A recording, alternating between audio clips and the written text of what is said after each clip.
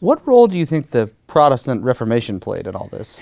Well, the old story is that of the great Max Weber, an economist and sociologist, in his marvelous book, The Protestant Ethic and the Spirit of Capitalism, 1905, which is that it was the doctrine of salvation that made Calvinists anxious and made them more enterprising than Catholics.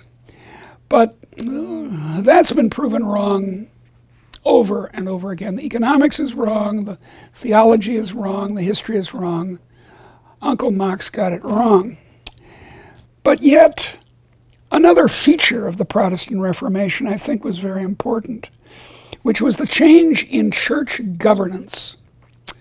And this is expressed among the Puritans, the so-called Congregationalists of England and Holland and parts of Germany and Massachusetts, who chose their own ministers, you see.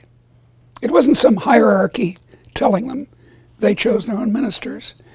And then the more extreme example of this in the 16th century is the Anabaptists, who had hardly any ministers at all. They would have spiritually excited people who might lead the congregation. And then in the 17th century, the English Quakers, who really had no one in charge. To this day, the Society of Friends simply gets together and sits in a circle and waits until the Holy Spirit descends.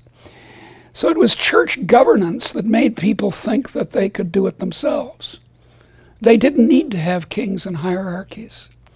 And this kept being reinforced by various other, we have the Reformation, we have reading, which was very important to making the Reformation work. We have the revolt, the Dutch revolt against Spain in the late 16th century that extended into the 17th. We have the various revolutions in England, the English Civil War, the 1640s, which gave birth to remarkably egalitarian ideas that people are people and you should leave them alone and they shouldn't be instructed and bossed around, which was an extremely radical idea in the 17th century. Then in the 18th, and then the Glorious Revolution of 1688, which I think is overemphasized sometimes, and then the American Revolution and the French. All those R's, I call them the 4 R's, resulted in a revaluation of the bourgeoisie. It's not so much that the internal psychology of inventors and merchants changed. That was pretty much the same as it always had been. But what did change is the attitude of the rest of the society. People were willing to give merchants and inventors rope to hang themselves or to help the society as a whole. So I call it the bourgeois deal. You let me, a bourgeois, open a new hairdressing salon, and in the long run I'll make you rich.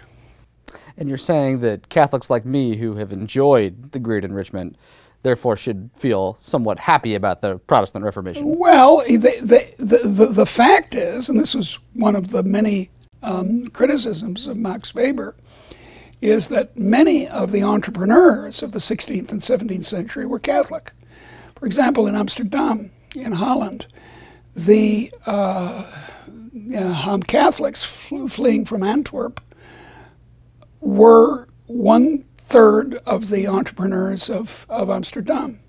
In the south of France, there were many Protestant entrepreneurs and many Catholic entrepreneurs. So his whole idea, which, you know, is a little unsurprising in Max Weber, a North German Protestant, viewing with disdain South Germans, Catholics like Bavarians.